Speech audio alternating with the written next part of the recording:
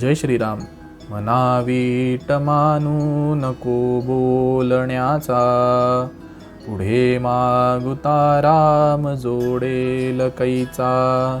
सुखाची घडी लोटता सुख आहे, पुढे सर्व जाईल काही न राहे.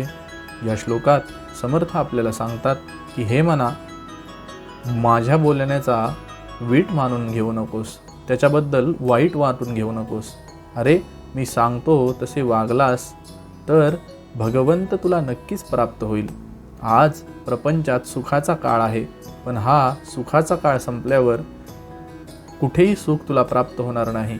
नंतर सर्व नाहीसे होणार आहे, काहीही उरणार नाही. हे तू कायम लक्षात ठेव. जय जय रघुवीर समर्थ.